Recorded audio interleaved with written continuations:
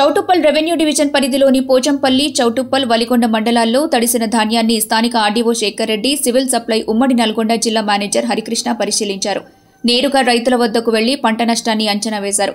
ఈ సందర్భంగా ఆర్డీఓ శేఖర్ రెడ్డి మాట్లాడుతూ తుఫాన్ కారణంగా తడిసిన ధాన్యాన్ని మిల్లర్లు కొనుగోలు చేసేలా చర్యలు చేపడతామని తెలిపారు. ఏ గ్రేడ్ ధాన్యానికి క్వింటాల్కు 2,329 రూపాయలు, బి గ్రేడ్ ధాన్యానికి 2,369 రూపాయలు చెల్లించే విధంగా ప్రభుత్వం సహకరిస్తోందని చెప్పారు. 18% వరకు తేమ ఉన్న ధాన్యాన్ని కూడా మిల్లర్లు కొనుగోలు చేసేలా చర్యలు తీసుకుంటున్నామని స్పష్టం చేశారు. రైతులు ఎలాంటి అపోహలకు లోను కాకూడదని, పండించిన ప్రతి ధాన్యాన్ని ప్రభుత్వం కొనుగోలు చేస్తుందని ఆయన హామీ ఇచ్చారు. జిల్లా వ్యాప్తంగా అన్ని అధికారులతో సమన్వయం చేస్తూ రైతులకు అండగా నిలుస్తున్నామని ఆర్డీఓ శేఖర్ రెడ్డి పేర్కొన్నారు.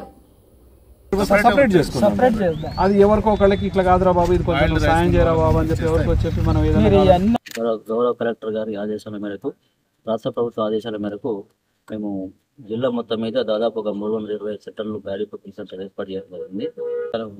ధాన్యానికి మొత్తం మొలకలు వచ్చి ఆ మొలకలు కూడా రావడం జరిగింది. మేము దానికి సంబంధించి ఇక్కడ మా డిఎంతో పాటు మా అగ్రికల్చర్ ఆఫీసర్, తర్వాత మా పిఎస్సి చైర్మన్తో కూడా వచ్చి ఇక్కడ పరిశీలించడం జరిగింది. రైతులకు ఎట్లాంటి ఇబ్బంది జరగకుండా దానికి ఒకరిమిడి చేపిస్తాము. దాంతోపాటు రైతులందరికీ కూడా మేము విన్నపం ఏం చేస్తున్నాం అంటే, మీరు అన్నీ కూడా వర్షాలు పడుతున్నప్పుడు దాన్ని ధాన్యం కటింగ్ చేయకుండా వర్షం మొత్తం కంప్లీట్ అయిపోయినప్పుడు ధాన్యం కటింగ్ చేయాలి.